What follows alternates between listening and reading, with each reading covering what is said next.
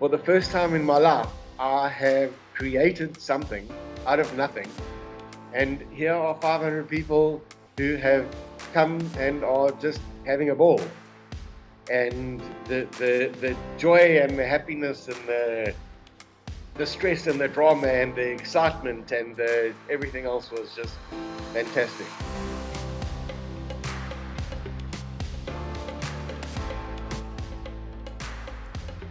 Welcome to another edition of Expedition Business, where we talk to inspiring South African entrepreneurs about the highs and lows of their business journey and how on earth they manage to keep the flame of business adventure burning.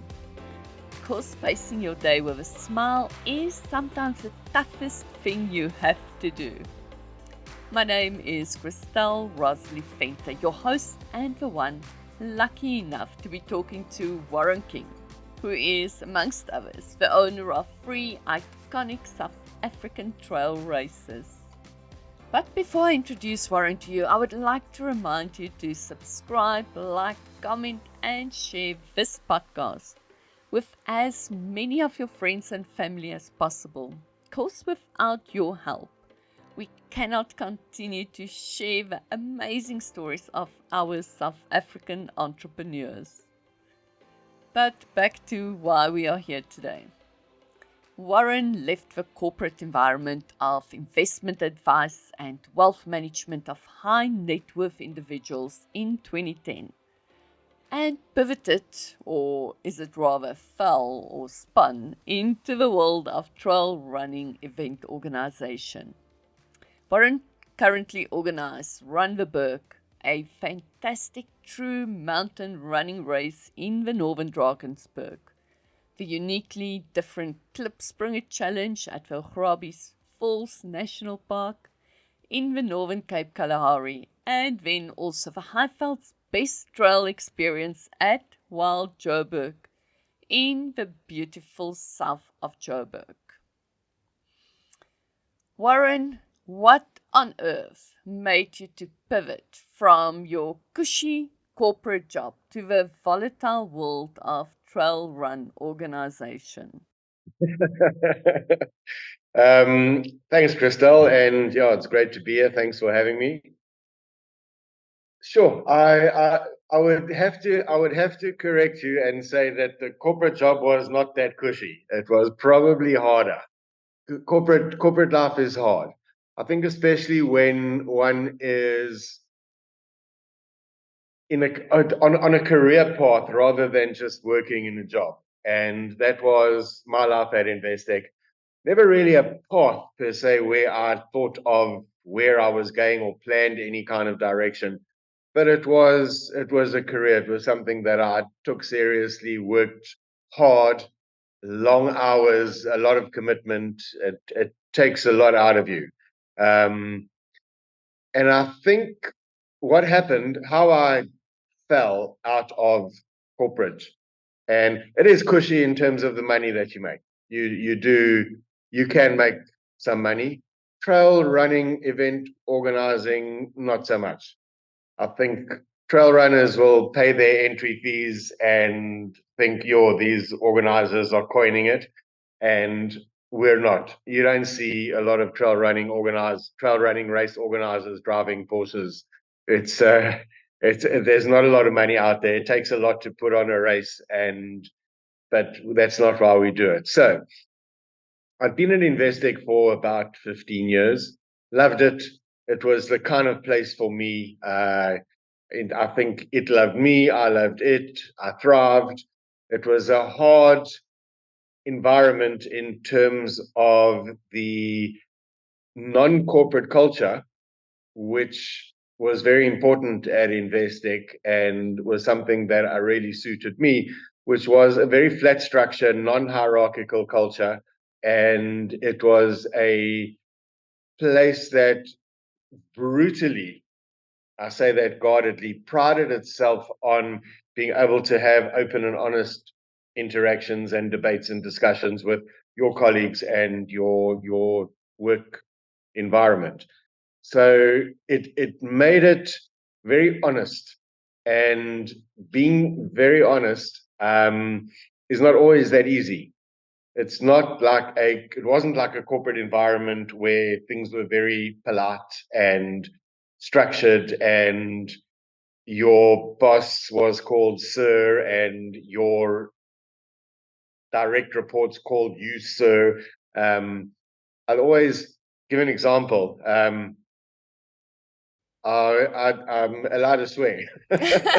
Yes, you are. I'll give an example. I did quite a lot of interviewing for new candidates at Investec, and or it was often asked the question. I was often asked the question as the interviewer, what don't I like? What do I like and what don't I like about the place? And my response often was that the same thing. The same thing that I don't like is the same thing that I like, which is that Stephen Kossif was the CEO at the time, an iconic personality guy, a very larger than life guy. And I always said, in our culture of open and honest interaction and no standing on ceremony, no holds barred, if I have reason, and obviously you do it in a way that's not just like idiotic, but I could tell Stephen to fuck off. And that's what I like. And they said, okay, that's interesting. What don't you like? I said that anybody can tell me to fuck off.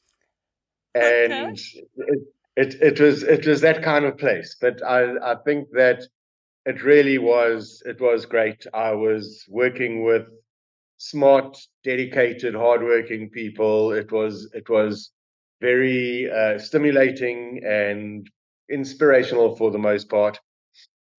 After about 15 years, 14, 15 years, it was kind of time. Various things happened. I think one of the biggest things was the financial crisis in 2008-ish. And I think that it became hard work. And not that I was afraid of hard work, but I think it coincided with having been there for a certain period of time. And I think that in life, most things do run their course.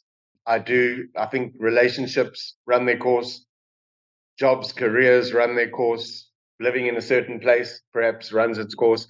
And not many people aren't lucky enough to have the wherewithal in terms of external or internal factors to make changes to reflect that course. And I think it's quite a scary thing. I think most people don't actually want to recognize that something that has been a big part of their life for so long has run its course. And I was lucky enough that things did play out in a way that I could see that things had run their course. And I'll give you an example of that. I remember driving into work one day in that wonderful building on Grayston Drive in Sandton, and driving in with my staff card and going into the parking, and it was the basement parking, and going down the 3 levels to where my parking spot was, and pulled in there. And anybody who's worked in a corporate will know that parking can be pretty important. There can be political wars over parking. Okay. But I had my parking spot. I pulled into my parking spot, and all of a sudden it just struck me. I've been parking in this same spot for 12 years. Every morning of my life, give or take a few, I have driven in and I've parked in this place. That in itself, my thought was, that in itself is enough reason to actually change things. You shouldn't live and die in the same parking spot for your entire life. So it transpired that my time at Investec came to an end. It was very happy. We're still in love, Okay. How which do you is nice. manage I'm that? actually. It's a special place. It was a special place, and I think there was a very adult understanding of the fact that you're not joined at the hip, and people do live their lives and have different reasons to change things or move on. I think if I'd gone to a higher paying job at Standard Bank, for example, or any bank or any competitor down the road, that's different.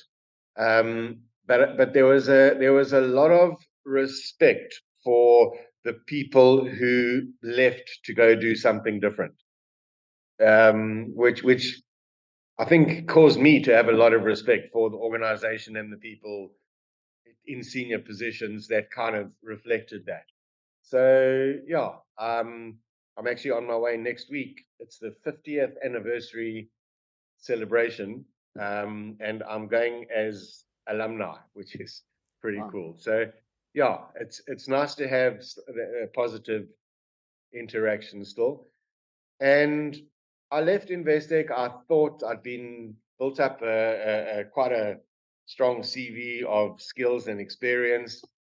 And I thought that I didn't want to go back into another job immediately. I didn't have to, fortunately. I think that's one of the big advantages of not having to worry about children and educating them and feeding them and paying for their medical stuff and overseas trips and things that children do today that I didn't do. Um, and I didn't have to go back into a job. So I thought I'm not going straight into a job. And I'll eventually start doing somewhere along the lines of what I was doing, but probably for myself. And kind of just almost sabbatical for a couple of years. Wow. And then I remember I had a girlfriend at the time. We were also still friends. And she was a runner. I was doing some running. I think I'd done a few trail races myself. Was never particularly good, but enthusiastic. And we were on holiday in the Drakensberg, the Northern Drakensberg, where Run the Berg is. And we were staying at Montuzi, lovely resort there. And we were sitting in the bar one night before dinner, and one of the owners of the resort was hosting the bar that night. And we got talking, and she was a young, active lady, Lindsay.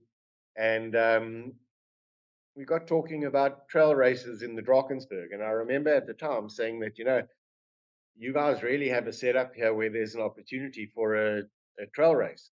There's like, if you Google at that time, if you Google trail running Drakensberg, the only thing that comes up was the Montesources Challenge, Mm-hmm. which is one of South Africa's oldest trail races.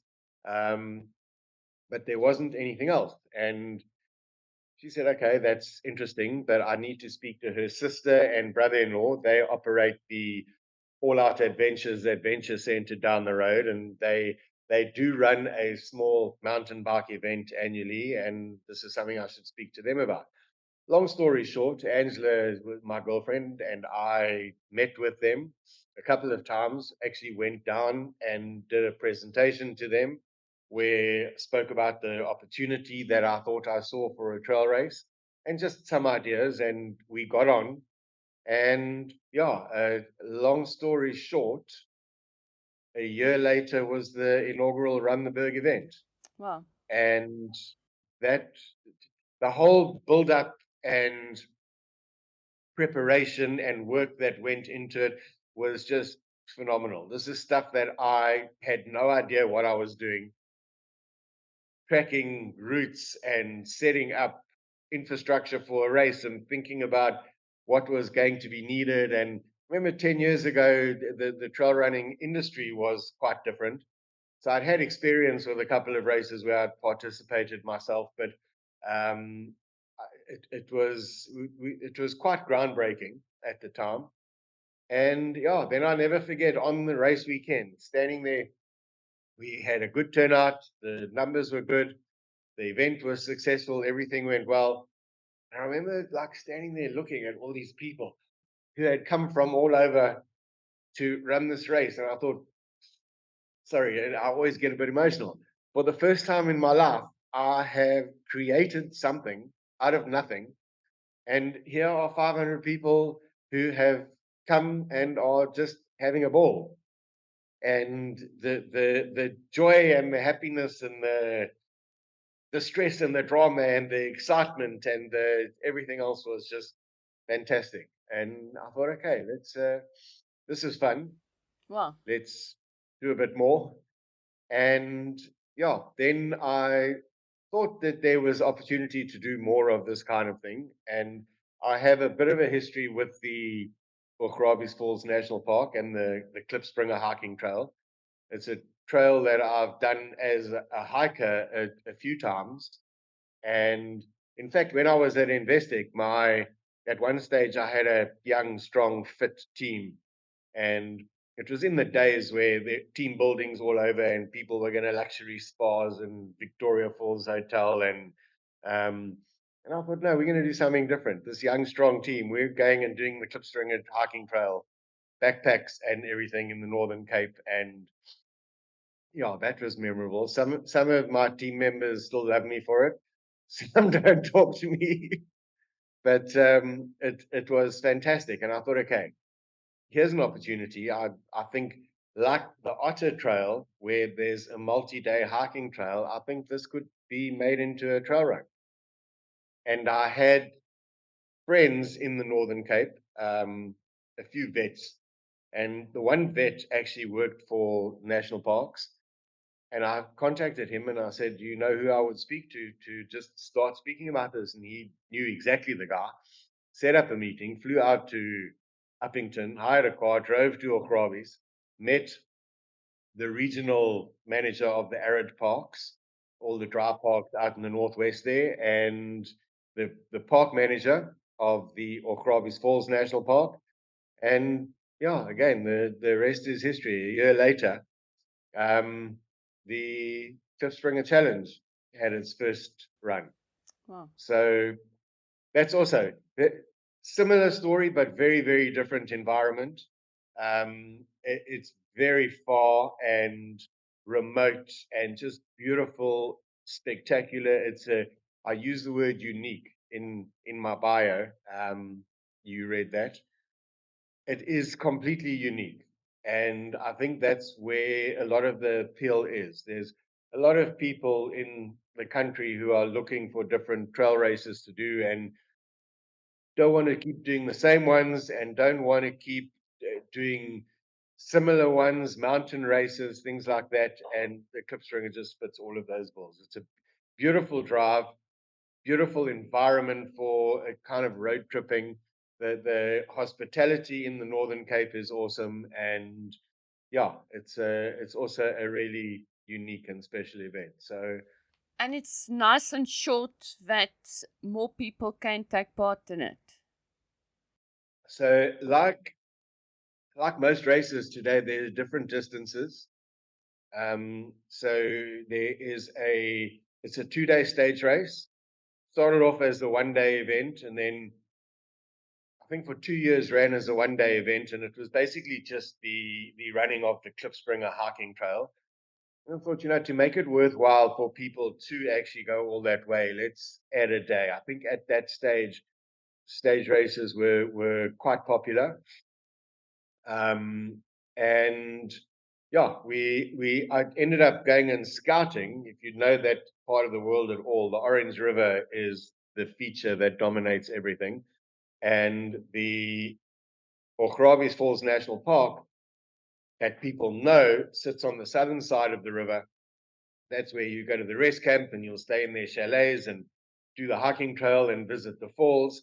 But on the northern side of the river is this huge, thousands and thousands of hectares, also designated national park that's like untouched. It's just incredible. Hard to get to, Mm-hmm. and that helps keep it very remote and untouched.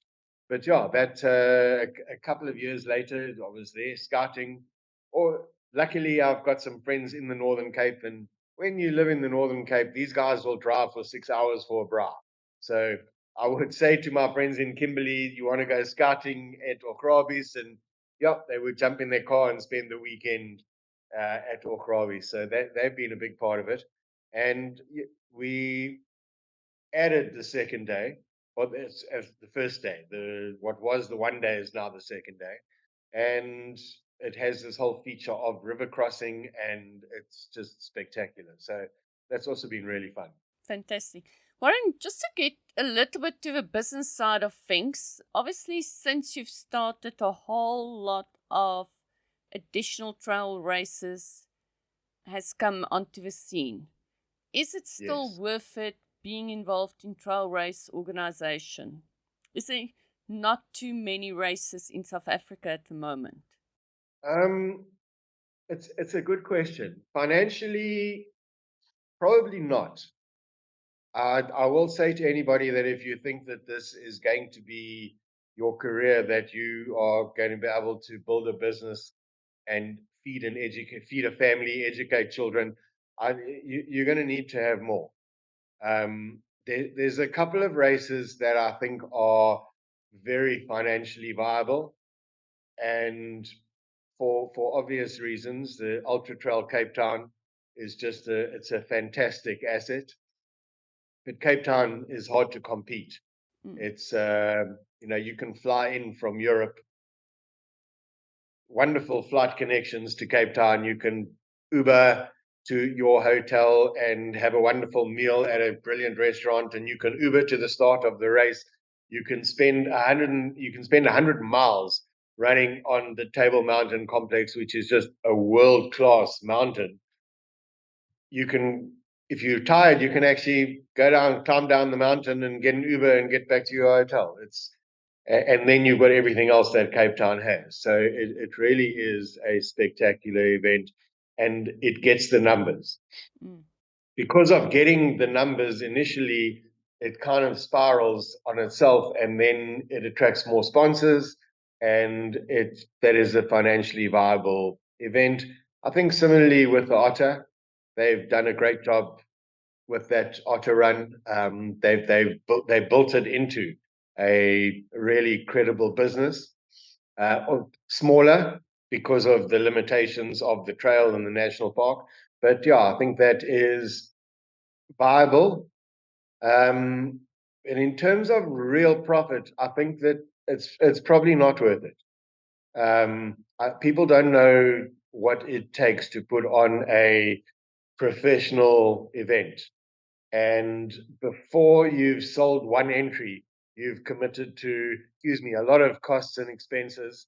And it's hard to claw that back. I think the first way you claw that back is that your entry fees need to be realistically priced. Mm. And I think that this is an expectation that a lot of runners have, where they think, wow, this race is expensive. Well, it is, but when you think about what goes into it, it's actually not that expensive. But I think that the biggest problem here, when I got into it, I saw this running culture in South Africa, and comrades, two oceans, 20,000 people lining up year after year. That all that we need to do is start exposing those runners to the world of trail running, and they will just no doubt jump onto the bandwagon and become trail runners. And that hasn't been the case. I think the primary obstacle is an economic demographic obstacle, and that we are not a rich country, and we don't have this pool of people who are able to afford to take themselves and their family away to a destination for a weekend, pay an entry fee, probably for a husband and a wife, pay for accommodation over the last few years, pay for transport, petrol, whatever it is. It's it's a it's a it's an expensive leisure expense. Mm-hmm. And I think also people, if they have a good look to understand what happens at Comrades, as an example, our iconic South African race, 80% of the people lining up at that start are people who their communities have clubbed together for their entry fee and their transport costs. Guys are these are not princesses looking for special breakfasts at fancy B&Bs. Guys are sleeping in the buses. Guys are sleeping in churches and scout halls and community centers and things like that, which is incredible. But these guys don't have money to go to the Drakensberg for a weekend, and yeah, so that's the first hurdle. The second one's more fun to talk about, which is just roadrunners are roadrunners. I won't comment on that. Yeah, I think you did buy some land at Wild Joburg, didn't you? I did see some blood. But yeah, some roadrunners do both interchangeably. Some roadrunners get into trail running and actually never look back, but a lot of them just find it too hard, to be honest. Not to say that these guys are not incredibly capable physical athletes. They don't want to be thinking about where they're putting their feet. They want to be able to just run and switch off. And so they're the ideal. We'll be watching him in the next few days. Kipchoge and those marathon runners. So that's the extreme, but that's what people want to do. It's just glide. And trail running is not that. It's not about pace. It's not about cadence. It's a very different sport. And I think that it puts a lot of people off. And that is one of the challenges that we continue to try and overcome. So yeah, at the same time, the tensions are kind of coming from two different directions. One is to almost dumb it down to make it easier to attract more of the road runners. The other is to just go more and more extreme, and the distances are getting longer and the terrain is getting harder, and so to try and match all of those things to end up with a product that appeals to that you're proud of presenting. I think that I've always said I will never organize a race that I wouldn't want to run in myself. That first, you must be proud to present this product, but the second thing is a product that does appeal to enough people to make it a viable proposition. And want to come back for the next event in the new year. Yeah. Something that I'll have to compliment you on is your shirts that you give out. The design is impeccable compared to some of the other stuff that I've seen at some of my other recent trail races. Your shirts are really, really good. And I don't know if that's things like that you focus on, or does it just happen? I think it happened by accident. And in the beginning, we were lucky enough to work with the guys at Anatomic, and particularly the graphic artist there, where we got involved in the design. We knew we wanted shirts as part of the goodie bag package. And from the beginning at Run the Berg, being the first event, it was the aspiration always to be a quality event. So obviously within reason, you can't give a tuxedo away, but we wanted a quality shirt, good material, good design. And I think the first couple of years we spent a lot of time on the design, and we just saw the take up and the reward of people loving their shirts and what a feature the shirts were, both at the race and then to see them out there on trails around the country, just at park runs in Joburg. And yeah, so it's become a feature of all of the races that I do. And I think that there's always a challenge, because your shirts do become one of your biggest expenses, and they need to be quality. in terms of material and cut and everything else. I've done some races where I've gotten a shirt where it's like I've actually given it away. And I like my race shirts. It's just been unwearable.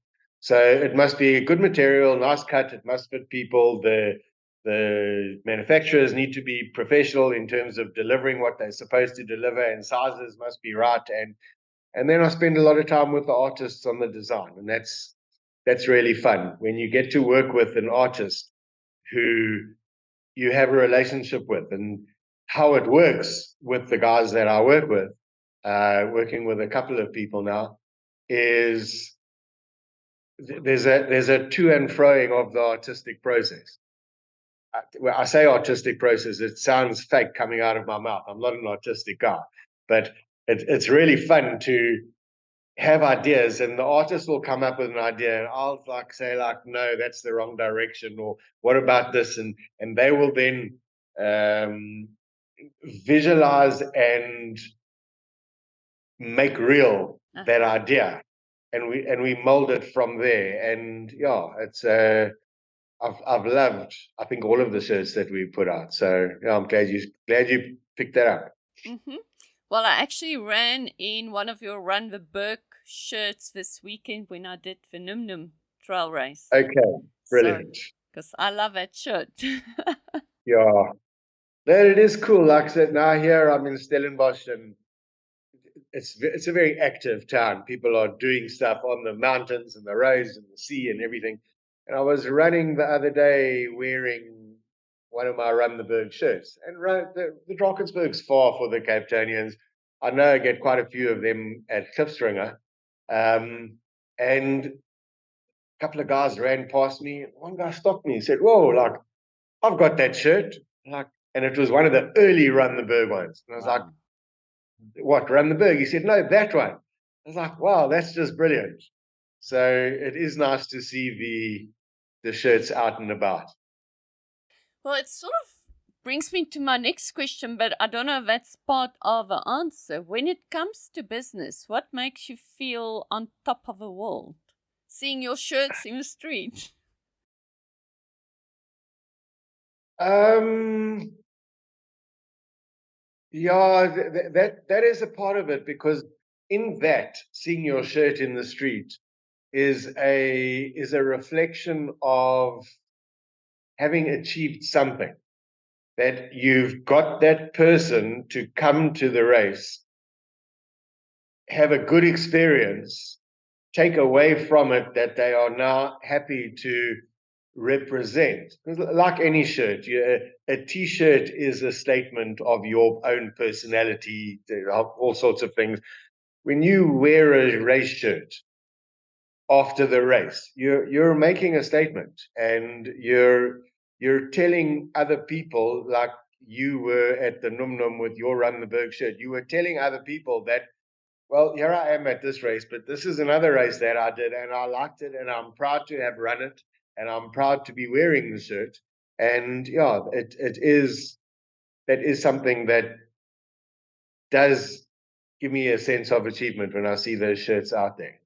Then obviously you want to be able to make enough money for it to be financially viable. But that it really, I know that the platform here is entrepreneurial, and I think there is an element of entrepreneuriality. It's actually quite a good word, entrepreneuriality. To this, but it isn't. It really isn't a career. I do know that some people have built up really successful, strong event platforms, where they organize multiple types of events, big triathlons, road races, cycle races, all adventure races. And that's fantastic, because that is hard. My brother works in event security on some angles, and he's involved in some of the very big events. So when you're looking at like a concert or a rock concert or a football game with 100,000 people, some of these events, these sporting events, actually host like thousands and thousands of people. And again, people, I think, just go there and experience the finished product, and hopefully everything goes well and there's no disasters. But they don't appreciate the not just the work, but the clever work that goes into putting on a big event. It's like a military operation.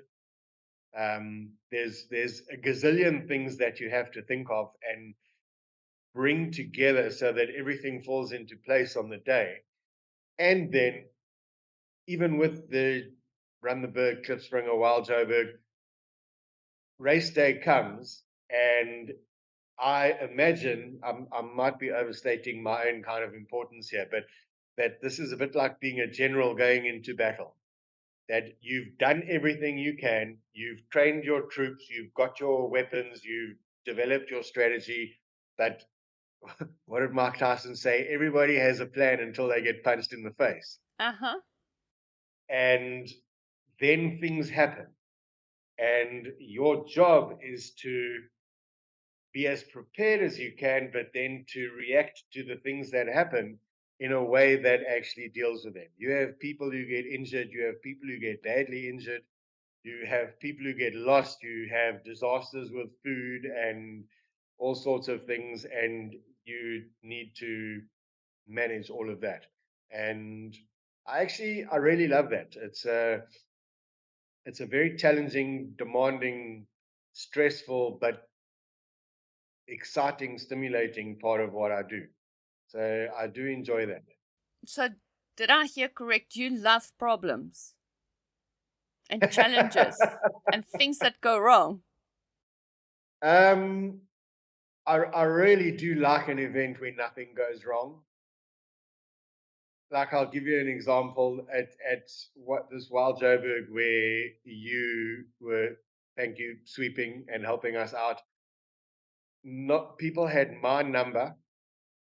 That was the number to phone in case of emergency, in case of getting badly lost, and not one person phoned me through the entire course of the event. And to me, that's a huge success.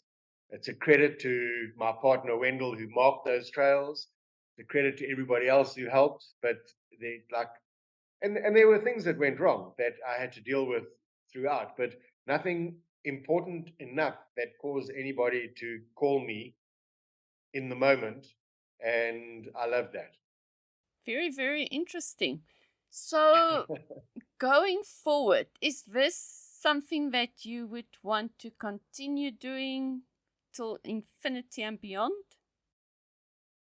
Sure, infinity and beyond is a hard question.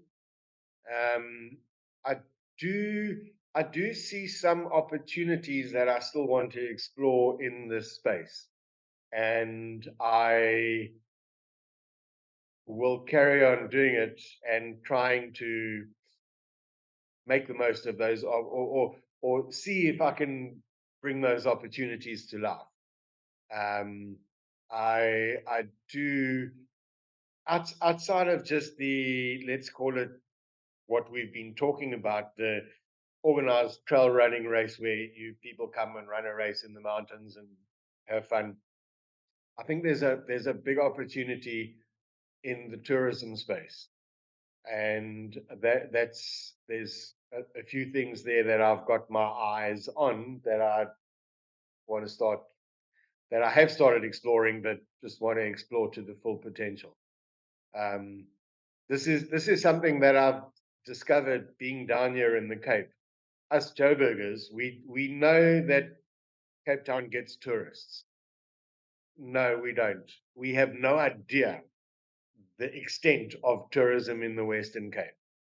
Like we read these articles about, we always proudly South African, Cape Town is rated as this, or Table Mountain's rated as that. It's one of the world's tourism hotspots. We don't appreciate that in the rest of the country. Um, you can do anything around here, and you will see foreign tourists. And I think it's fantastic. And I think to a large extent that adventure tourism is under exploited. So I do think there's an opportunity there. Okay. You also love your open water swimming. Would that be something that you would move into? Um, I've thought about it, and on the one hand, yes, it's something that I love. It's something that I know. It's been great to be down here in the Cape and to participate in the numerous events that they have. And I suppose it's also different going and doing a swim in Gordons Bay, which is just like gorgeous, compared to driving an hour to Gordons Bay to swim in this bay there, magnificent, compared to driving an hour to swim in the Potchefstroom Dam. Um, no offense to my friends in the Northwest, but it's not the same. So it's been nice to experience that. But if there's very little money in organizing trail running events, there's much less money organizing swimming events. Um, I credit to Midmar; they have built an incredible. It's more than an event. It's like a phenomenon, that Midmar phenomenon. And yeah, but there's really not a lot of there's a I think your return on effort for a swimming event is just not going to be enough. I think not enough people swim, and I think that I've also seen down here how, and even over the last couple of days with the Olympics, how much more swimming is at the mercy of conditions. You know, a trail race, you can have horrendous conditions, and what do? You upscale the compulsory kit requirements, and you may change the route, put things in place. But I've seen so many swimming events where, boom, like the weather hits, and it becomes unviable. And you have to cancel. Yeah, Warren, yeah. we've spoken about all the things that can go wrong and how you love it when it doesn't, but you love a challenge. But in the end, everything that goes wrong is taxing, no matter whether it's on the day or outside of your event. What fun and exciting ways do you use to regroup and refocus and rejuvenate your soul? Um, that's an interesting question because it requires some self-reflection, and I think I don't really do that. It is taxing. So your event is taxing, but it's also stimulating, and I think that's rejuvenating. You recover from that with a good night's sleep, a couple of good nights sleep, and a day of like vegging and doing nothing, which I'm quite expert in doing. And watch a bit of TV, go for a walk with the dogs. But that stuff is stimulating. And when you're like, I even remember from Investec those times of like being on. Mm-hmm. And as demanding as it is and as draining as it is now, thankfully, I haven't had to ever be a soldier where your life will depend on being on for like 48 hours at a stretch, or a fireman, or any one of these other heroes. But it's that's energizing, innovating. Like I love to travel. So what do I do when I'm not doing this? I love to travel. I really do. I've been lucky enough to have been able to travel. No children, people. But also I think lucky enough to have had and I think it is luck more than anything deliberate, have had the interest in traveling and that sense of looking at a map. And it's not just a map, it's like, that's a thing of wonder. Mm-hmm. And like looking at a map and like, wow, I'll never forget a few years ago, I did a trip to Central Asia, to Kazakhstan and Kyrgyzstan. And I remember bought The Lonely Planet, and my mother said to me, like, what are you going there for? Like, why are you going to these godforsaken places? And I said, the Lonely Planet, in its opening paragraph on Central Asia, calls it this black hole in the map. I said, when I read that, I want to go. I want to go see this black hole in the map. And that is a great distraction. That's the kind of thing that people say, why do you do what you do? To be able to travel, to be able to enjoy the things that you enjoy. And it doesn't take a lot of money, but it takes a little bit of money. Um, it takes freedom more than anything else, and a sense of adventure. But I digress. Back to my point. When I travel, like people will follow a little bit of the social media updates. People say like, don't you like relax? Like, take a day off. Why do you have to do this? Or I have a friend who commented on somebody else's post about just you stop focusing on doing and just focus on being. Mm-hmm. And I couldn't help commenting that, well, doing is being. Like you don't, if you're not doing, it doesn't mean you're not being. Mm-hmm. But it's like looking at a city. How can you sit at the pool for an afternoon in Barcelona or Bangladesh? Like, you're not going to come back here anytime soon. There's stuff out there that you're not going to see, and you don't know what it is, but you want to see it. Mm. And yeah, that's so I'll kind of do that until I'm exhausted, and then sleep and reset and start again. Sounds like lots of fun. But when you travel overseas, you can't take your dogs with you. That's the hardest thing. That's the hardest thing. That's what stops me from a long, extended, months long trip. Just to pack, like just to pack here, to go up to Joburg, to leave them for a few days, and they're in the lap of luxury, and there's a very experienced and competent and loving dog sitter that comes and looks after them. But it's so hard. Oh, shame. It's a break, and they know when they see that bag being packed. So yeah, so I try to do as much as I can with them here in South Africa, and fortunately, I've found ways to do a lot of stuff with them. And yeah, it's I've always said with them, everything is an adventure.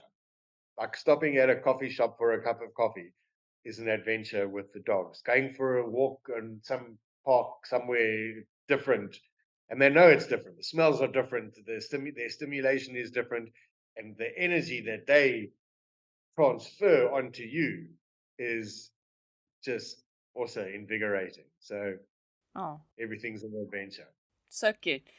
Warren, another thing that I would like to know, if you could be 20 years old again, would you change anything? And what would it be? Not much. It's that was a question that I picked up in your communication, and it was interesting to think about. I generally don't tend to have regrets. I'm not a regretful person. I can't think of anything that I would do majorly differently in my life. Um, there is one thing which is like a strange, random, probably quite superficial sounding thing. I would have started running much earlier, and mixing and running on my travels much earlier. I like there was a particular trip and run that changed my whole perception of everything. But I'll touch on that briefly. But when I think back on the trips that I did, um, with my ex-wife, other people, alone, work trips, the places that I was in at and didn't run, and I'm like, wow, that I regret that, because I've come to just love travel running. It's such a fantastic way of just experiencing where you are and seeing where you are. And I think, just to clarify, in case there's a misconception, I'm not a guy who can go out there and run like 40 k's a day, like easily. It's just like Forrest Gump or that Born to Run guy. Um, no, running is hard. Like I was saying this morning, if I was watching the triathlon, and they swam 1,500 meters and then cycled 40 and then ran this 10 k's. And I thought, if I had to go do a 10k race now, and I've been injured and stuff like that, or just a 10k run, I would need to stretch, I would need to prepare, I would hydrate, I would think of food, I would come back, I would need the day to sleep and recover. Um, so I'm not like running all day every day when I travel, but just to take a map, or now you take your phone and a little bit of and a credit card or some extra money so you can buy a cup of coffee or catch a taxi if you need to, and just get lost and go run in a strange city or part of the world or mountain, or and stop and eat some strange food and then carry on running. And it's really, I regret not having started doing that much earlier. Sounds like there's an opportunity for a running travel business in Cape Town or Stellenbosch. Yeah, I think there is. I think there is. The difficulty is that you need people generally don't travel alone, and you need to do something that caters for a group of people. And it's quite, we see that, I see this with the trail races. Um, a lot of people do things as a couple, but a lot of people also don't. And I can think of a lot of people where one of the partners would say, "Oh wow, a running holiday in Cape Town." I think that the husband or the wife would like brain them with a pan. Like, no, we're not doing that. So, but it is something to think about. Uh-huh. Well, otherwise, online dating site just for athletes or runners. I think there is. I'm sure there's like a Tinder for runners or something. Warren, do you ever get time to read? And do you have any favorite books or writers? Um, yeah, I haven't been reading a lot of books in the last few years. I am a reader. I like to write as well. I'm still trying to work on finishing a novel. Um, but I do, I love Stephen King. Um, Okay. and not only for well, actually not so much for the horror. That's pretty cool, but for the imagination, but for the ability to transform a thought into an awesome reading experience. Like Okay. I'll read a book that can be a pretty good story, and I'll hit a paragraph or a sentence that jars. And it's like, oh, why did you have to do that now? And I struggle to carry on. Um, and then you look at some authors, and maybe a more mainstream author, obviously very mainstream, but I read all the Harry Potter books, and I remember reading the first one when Harry Potter was this like kind of phenomenon that we were hearing about and very popular overseas. And long before the movies. And I thought, okay, this is interesting. This boy wizard. This sounds like a children's book, but it's like getting there's a lot of noise about it. Let me actually see what it's about. I've read all of the Harry Potter books, and some of them have been like thick. And I don't think J.K. Rowling has written a sentence that has aggravated me. So her, like I'd like to say to you, her success is absolutely deserved. Her £1 billion or whatever she's made. Not only has she got this incredible imagination and ability to tell a story, um, but her writing is brilliant. She is an exceptional author, and I like reading like good, well-written stuff. Like I tell you what I do read. I read The Economist religiously, Okay. which is very kind of banking nerdy. I picked up the let's call it not the habit. I picked up the addiction at Investec, um, and I was lucky enough that they paid for subscriptions. But it's something that I've carried on with, and to read as a newspaper their articles about things that are going on in the world that are of marginal interest, but it's written well, written in a way that is interesting, engaging.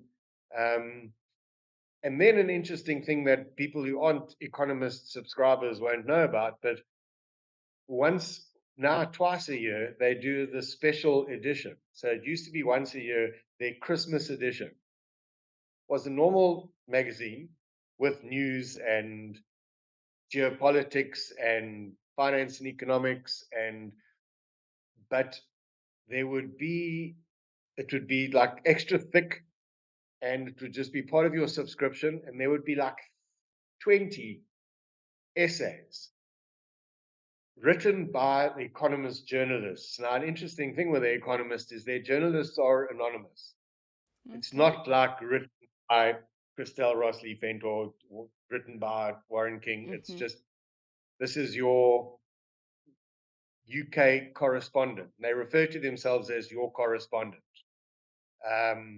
And you don't know who the person is. You don't know who you're reading. So there's about 20 essays in the special edition written by the Economist journalists who are employed for the magazine at the time on the most random topics that they turn into a 4 page essay of just unbelievable interest. And the one that springs to mind now in the last year's special edition was about corrugated iron. Okay. I mean, corrugated iron and how corrugated iron has changed the world, and what is so special about it, and the tensile properties, and that it's so strong and it's so cheap and flexible, and how it's given poor people the ability to create these. And so that's just an example. Like if I had to tell you that I just read an essay about corrugated iron, you would like seriously, you need a life. That it was a 20-minute read that was absolutely fascinating. And I loved reading. I love being exposed to somebody who has the ability with words to create that kind of experience for me, that I actually am captivated by corrugated iron for 20 minutes of my life. Very, very interesting. Okay, so a lot of your time is spent on mountains, but if you look at metaphorical mountains, which mountains would you still want to climb metaphorically within the next 3 to 5 years? I want to finish this damn novel. Okay. I've got a friend who posted something on Facebook. He's also an organizer, Hanno Otto, and his daughter has just written a book, and he shared her post, and I read what she'd written there, and it was about finishing. And there's this thing that I actually don't. It doesn't matter how good or bad it is. It doesn't matter if it's published or not, but it's now something that I have started a long time ago, and I need to just finish it. And it really is hard. I think I wanted to swim the English Channel. Okay. And saying it out loud kind of is a bad thing, because then it commits you to it.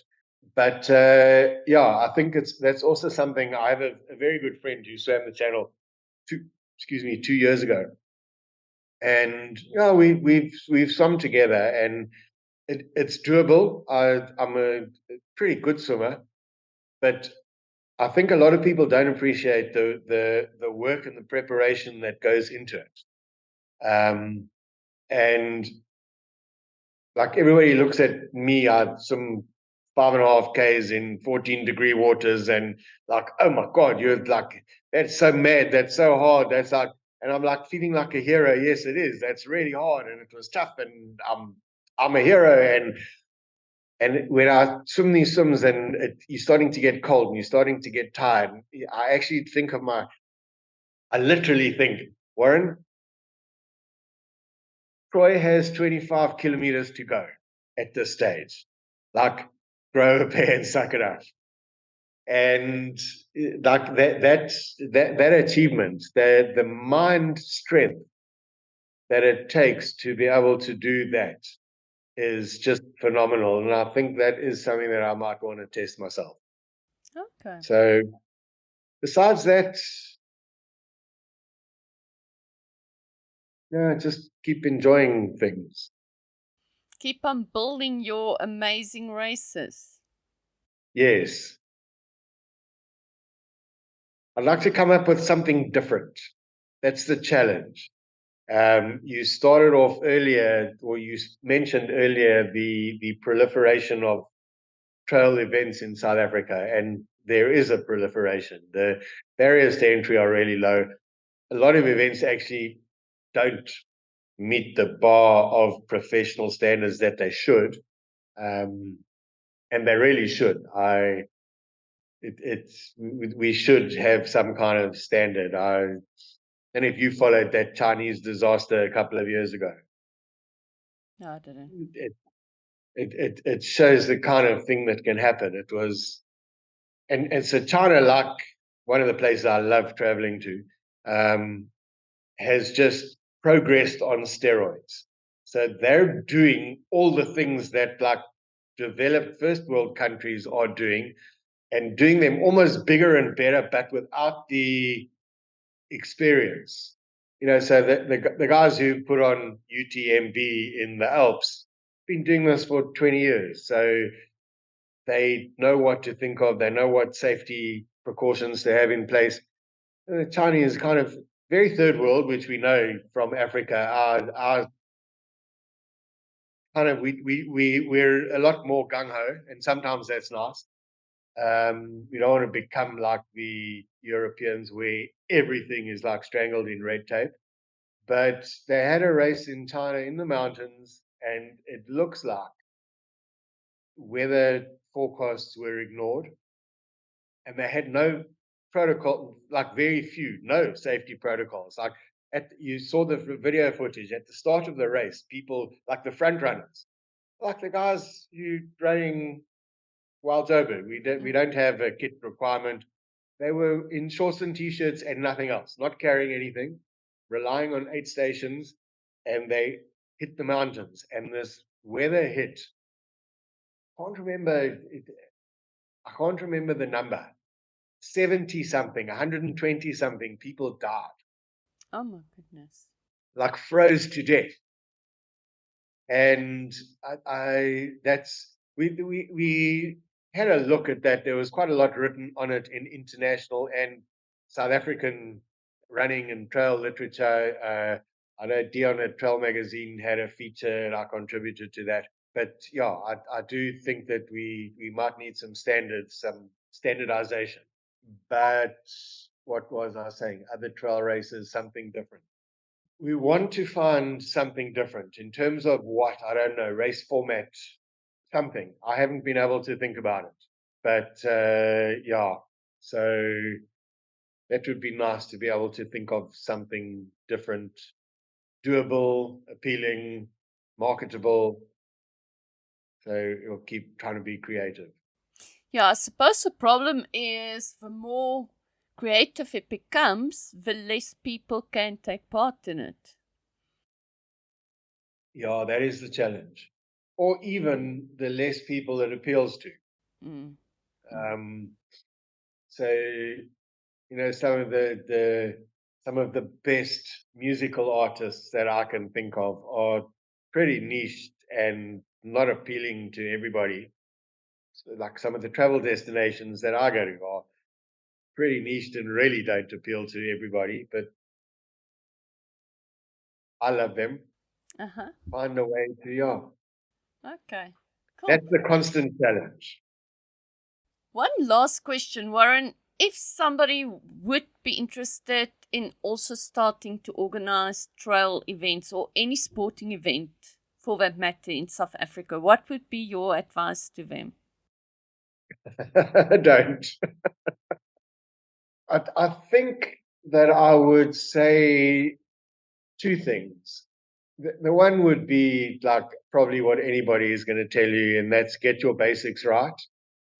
And then but then I would say to them in terms of, so not just any event, let's say trail or open water swimming or anything like that. It's adventure oriented. It is to an extent pretty extreme, and your first focus your primary objective must be that nobody dies, and because they can, and you need to be prepared for that. And are you prepared for that? You are. There was a trail race a couple of years ago in KZN where somebody died. There was a cycle race a couple of years ago out Parys Way where somebody died. And I mean, Midmar, year after year, people die. Comrades, people die.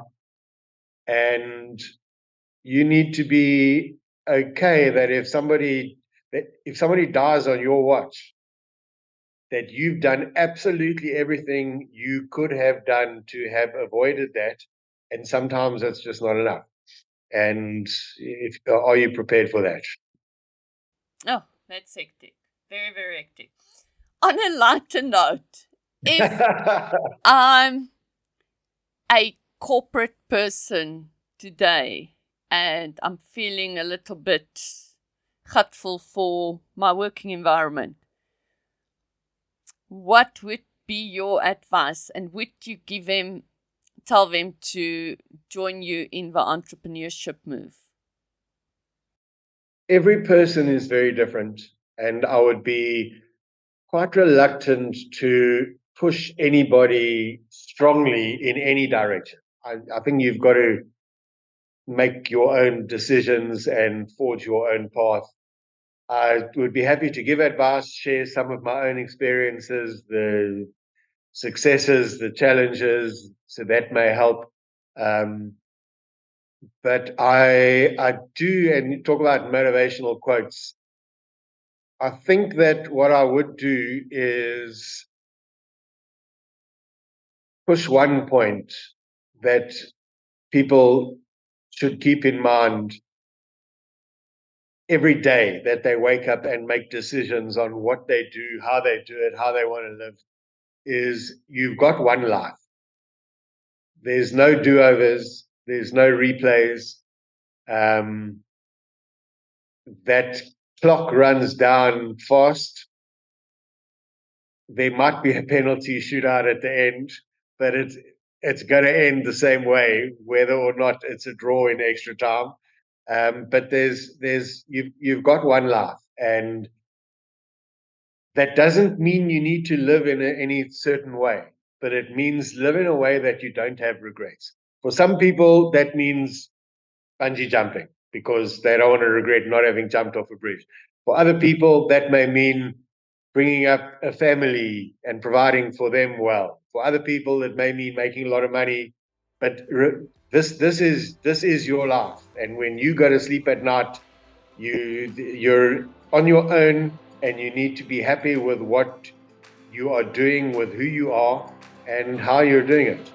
And I think that is the message that I would give.